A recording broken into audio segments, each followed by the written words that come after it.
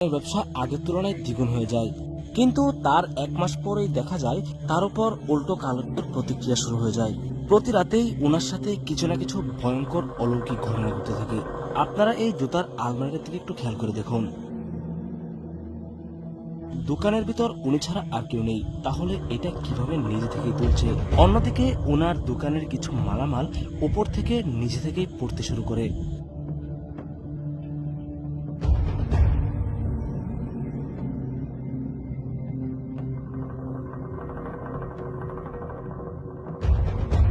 আসলে কেউ যদি শয়তানের পূজা করে, তাহলে তার সাথে রাত দিন 24 ঘন্টায় একটা ইবলিশের অনুসারী দুষ্ট জিন সবসময় উপস্থিত থাকে। মূলত সেই জিনটিকে তার সাথে উপস্থিত করার মূল উদ্দেশ্য হচ্ছে তার মনের দুনিয়াবী সকল ইচ্ছা পূরণ করার জন্য। কিন্তু কেউ যদি সেই জিনের অপব্যবহার করে ফেলে, তাহলে তার সাথে এমন উল্টো প্রতিক্রিয়া করতে শুরু করে। আর এই লোকটির সাথেও ঠিক তাই হয়েছে। দেখুন, তাকের উপর থেকে কাপড় চোপড় পরে যাওয়ার পর ওনার ঘুম ভেঙে যায়।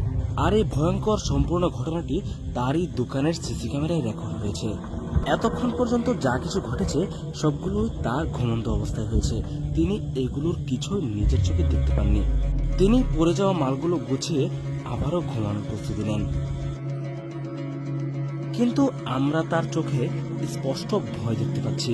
একা একটা দোকানের ভিতর ঘুমানোর পর যখন এমন ঘটনা চোখের সামনে ঘটে থাকবে, তখন যে কারোরই ভয় পাওয়ারই কথা। দেখুন, উনি ঘুমিয়ে যাওয়ার কিছুক্ষণ পরেই ওনার বাইকের ইন্ডিকেটরগুলো অটোমেটিক জ্বলতে শুরু করে।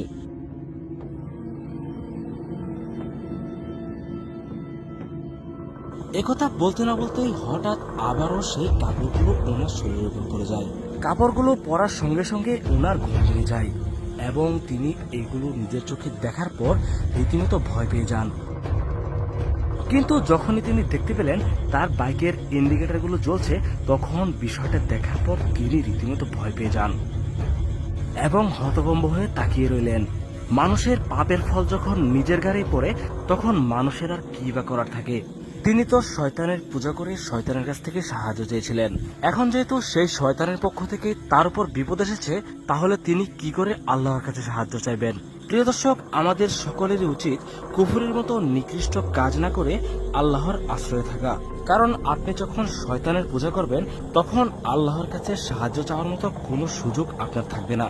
এ পর্যায়ে ওনার সাথে এমন কিছু ঘটে যাবে যেটা দেখার পর আপনার চোখ কপাল উঠে যাবে। দেখুন, তিনি যখন অন্যমনস্ক হয়েছিল, তখন হঠাৎ সেই জুতার আলমারিটা ওনার শরীরের উপর পড়ে যায়। চোখের সামনে এইগুলো দেখার পর এবার তিনি মনে মনে অনুতপ্ত হয়েছেন। কিন্তু এখন আর অনুতপ্ত হয়ে কোনো লাভ নেই। তার পাপের ফল অবশ্যই তাকে ভোগ করতে হবে। ভিডিওটি